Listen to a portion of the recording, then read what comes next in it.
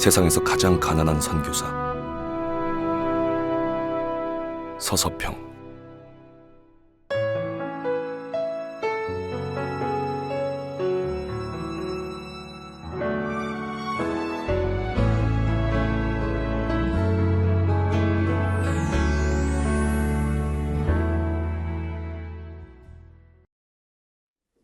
우리 신앙생활에 있어서 성령님은 너무나 중요한 분입니다. 왜냐하면 구원받는 것, 그리고 구원받은 자답게 사는 것도 성령님으로만 가능하기 때문입니다. 여러분은 성령님을 어떻게 체험하며 신앙생활을 하고 있습니까?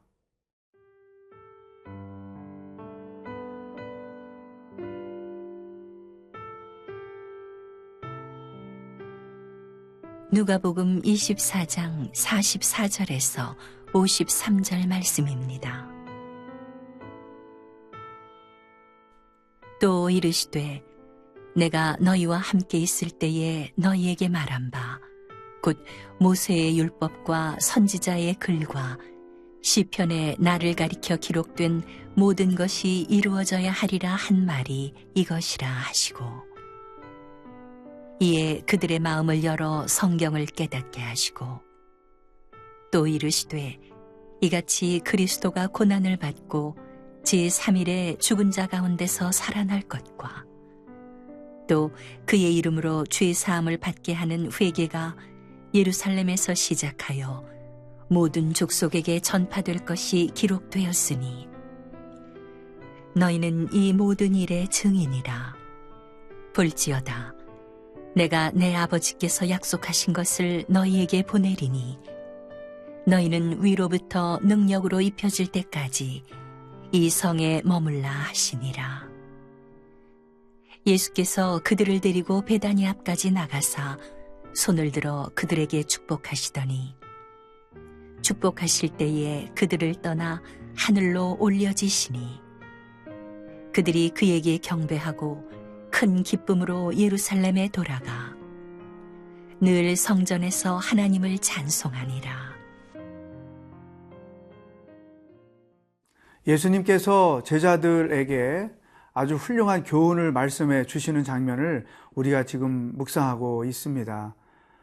구약에서 예수님에 대하여 예언해 주신 말씀, 또 실질적으로 십자가에서 죽으시고 부활하신 당신의 사건, 이것들을 연결시켜서 제자들에게 말씀을 해 주고 계시는 것입니다. 44절에 보면 또 이르시되 내가 너희와 함께 있을 때 너희에게 말한 바 곧 모세율법과 선지자의 글과 시편에 나를 가리켜 기록된 모든 것이 이루어져야 하리라 한 말이 이것이라 하시고, 사실 제자들은 예수님이 십자가에서 죽으실 때 실망했었고 또 삶의 위협을 느끼니까 도망가서 모여서 자기들끼리 있었고, 그러다가 부활하신 예수님을 만났고, 그러니까 이 일련의 상황들을 예수님은 과거에 구약 율법에서 주셨던 말씀과 당신이 겪은 일들이 어떻게 매치되고 있는지를 잘 설명해 주고 있는 거죠. 그래야만 제자들이 자기들이 당한 일들을 말씀대로 깨닫고 이제 앞으로 주님이 명령하신 일들을 잘 감당할 수 있기 때문인 것이죠.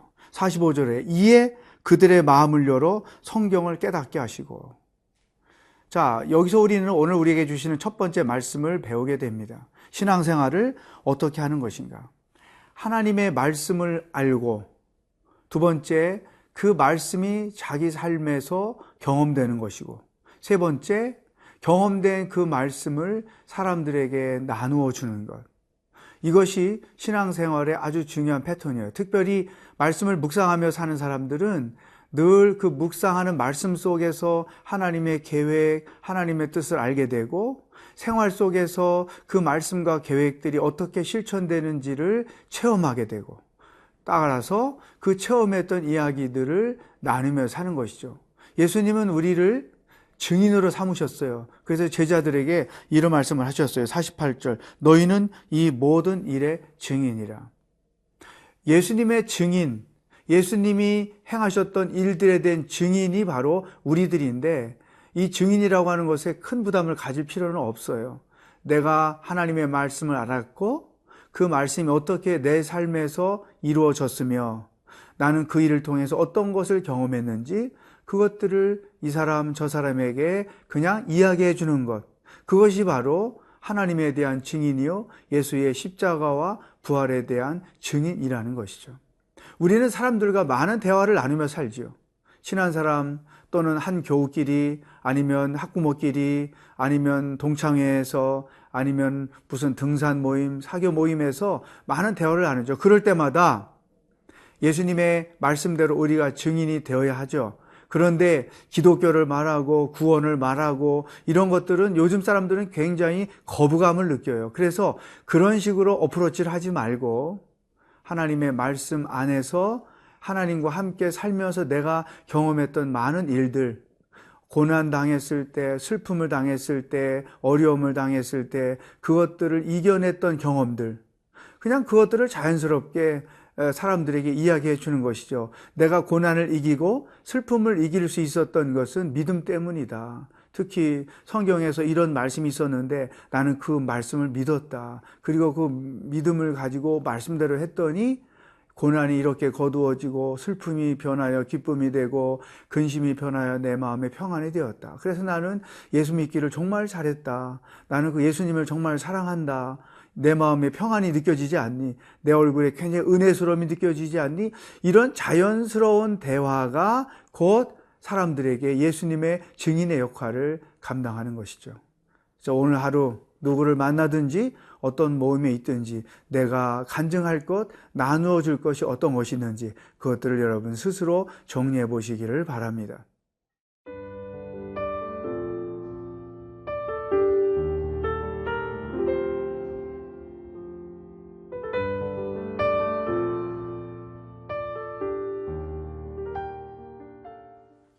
오늘 두 번째 우리가 묵상해야 될 것은 49절에 기록되어 있습니다. 예수님께서 제자들에게 이런 당부의 말씀을 하셨어요. 볼지어다 내가 내 아버지께서 약속하신 것을 너희에게 보내리니 너희는 위로부터 능력으로 입혀질 때까지 이 성에 머물러라 하시니라. 이것은 성령님을 말하는 거죠. 성령님을 너희가 만날 때까지, 성령의 임재를 경험할 때까지, 성령의 능력을 공급받기 전에는 여기 머물러 있어라. 자, 예수님께서 성령님을 강조하셨어요. 그러니까 예수님이 이 땅에 오셔서 이루신 구원을 이제 앞으로 성령께서 임하셔서 사람들에게 역사하신다는 거죠. 그래서 성령 시대가 올 것을 말씀하신 거죠. 자, 그렇다면 왜 예수님께서 성령의 능력을 입기 전까지는 여기에 머물러 있으라고 말씀하셨을까? 우리가 예수님을 믿고 구원을 얻는 것은 성령님이 하시는 일이에요. 누구든지 성령으로 말미암지 않고는 예수를 주라고 시인할 수 없어요. 그러니까 아무리 우리가 누구에게 전도를 해도 성령이 그 순간 그 사람의 마음에 클릭하지 않으시면 그 사람이 예수님을 예수님으로 구주로 믿는 일이 불가능해요. 우리가 예수님을 믿고 구원을 얻은 것은 그때는 몰랐지만 지나고 나서 보면 성령이 하신 일이에요. 동시에 예수를 믿는 사람으로서 온전히 살아갈 수 있는 것도 성령의 능력을 공급받아야 되는 거죠. 우리는 내 노력과 내 수고가 어느 정도 필요는 하겠지만 이 구원받는 일이나 구원받은 자답게 사는 것도 내 수고와 능력으로 다 되는 게 아니죠. 성령의 충만함, 성령의 능력을 공급받아야 되는 거죠. 예수님이 그걸 아셨죠. 그래서 앞으로 제자들이 교회도 세우고 그 교회를 통해서 예수님의 십자가와 부활과 구원을 사람들에게 증언할 텐데 이것은 자기 의지와 노력으로는 10중8구 실패해요. 베드로가 주님을 절대 부인하지 않겠다고 마음을 먹었지만 얼마 되지 않아서 곧 배비친을 했잖아요. 이건 우리의 현실이거든요. 그래서 예수님께서 제자들의 연약함, 우리 인간들의 연약함을 아셨기 때문에 성령을 체험할 때까지 머물러 있어라 한 것이죠. 여러분, 우리 신앙생활에 이 성령에 대하여 관심을 갖는 거 굉장히 중요해요. 또 기도 생활할 때 여러 가지 내 필요를 따라 하나님께 구하지만 그중에 성령의 능력, 성령의 임재하심, 성령의 충만함을 간구하는 것 너무나 중요해요. 왜냐하면 그 성령의 능력이 내게 덧입혀지지 않으면 우리는 열이면 열 실수할 수 있고 실패할 수밖에 없기 때문이에요. 그래서 오늘 우리에게 주시는 이 두 번째 예수님 말씀에 절대로 귀를 기울일 필요가 있어요. 성령 충만의 필요성을 알고 성령의 능력의 필요성을 알고 동시에 기도할 때마다 성령 충만을 사모하며 간구하는 거죠. 성령 충만을 어떻게 받느냐? 어렵지 않아요. 필요성을 알고 성령의 능력이 아니면 나는 아무것도 할 수 없습니다. 자기 자신을 인정하고 말하자면 성령님 앞에 항복하는 거예요. 그리고 간절한 마음으로 믿음으로 성령 충만을 간구하는 거예요. 동시에 성령의 능력을 소멸시키는 것이 있는데 그게 뭐냐면 죄이죠. 따라서 죄를 깊이 회개하고 동시에 하나님의 말씀대로 모든 일들을 순종하며 사는 거예요. 그러면 성령 충만을 받을 뿐 아니라 그 성령의 능력이 내 안에 머물 수 있도록 성령의 능력을 유지시키는 방법인 것이죠.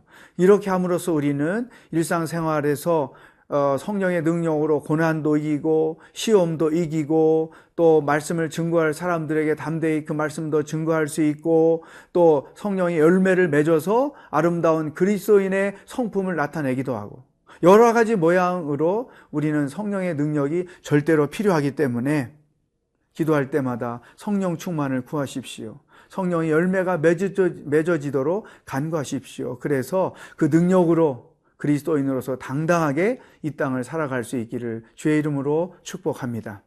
기도하겠습니다. 살아계신 하나님, 성령의 능력을 덧입어서 시험을 이기고 고난을 이기고 또 주의 뜻을 이루며 사는 자들이 되기를 원합니다. 성령의 능력을 통해서 내 안에서 일어났던 많은 일들이 우리의 고백이 되고 간증이 돼서 증인으로서도 매일매일을 살게 하시고 성령의 능력으로 승리하는 사람으로서도 하루하루를 살아가도록 우리의 삶을 주장하시고 인도하여 주시옵소서. 예수님의 이름으로 기도하옵나이다. 아멘.